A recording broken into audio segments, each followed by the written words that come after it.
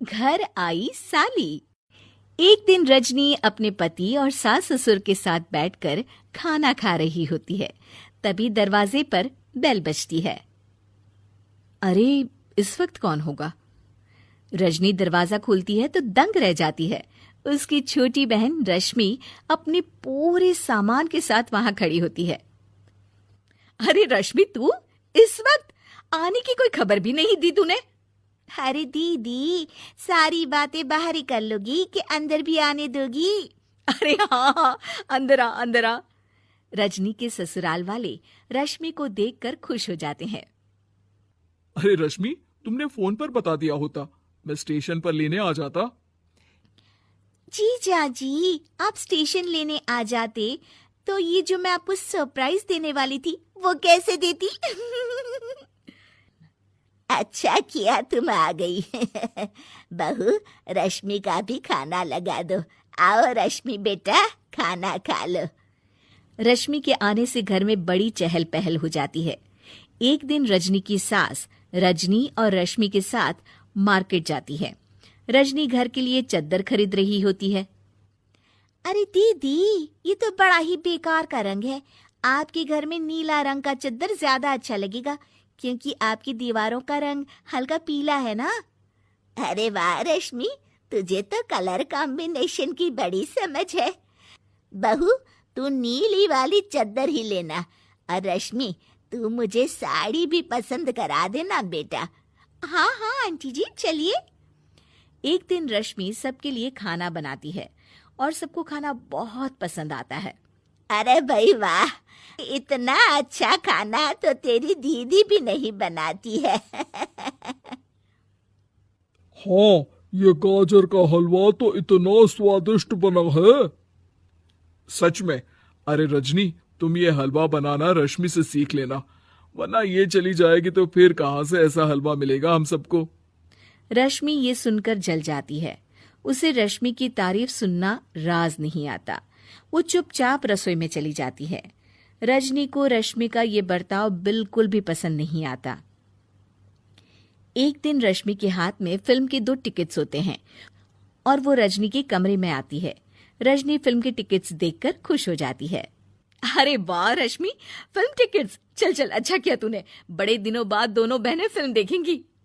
अरे दीदी, ये आपके लिए नहीं है, मैं हर जीजा जी जाएंगी ये फिल्म देखने।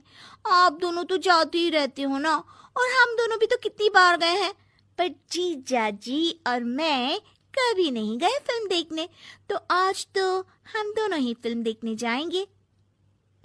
अरे वाह फिल्म, ये तुमने बहुत अच्छा किया। अरे मेरा कितना मन कर रहा था फिल्म देखने का। देखा जीजा जी, कैसे मैंने आपके मन की बात जान ली। हूं ना मैं अंतर्यामी। ये रश्मि भी ना कुछ ज्यादा ही होशियार बनती है। मेरे ससुराल में आकर अपनी मर्जी चला रही है। इसे तो घर वापस भेजना ही पड़ेगा। रजनी अपनी छोटी बहन रश्मि के पास आती है। अब रश्मि, तुम्हारे कॉलेज स्टार्ट हो गए होंगे। मुझे लगता है कि अब तुम्हें वापस चले जाना चाहिए और अपनी पढ़ाई पर ध्यान देना चाहिए। ओफो दीदी, चली जाऊंगी मैं।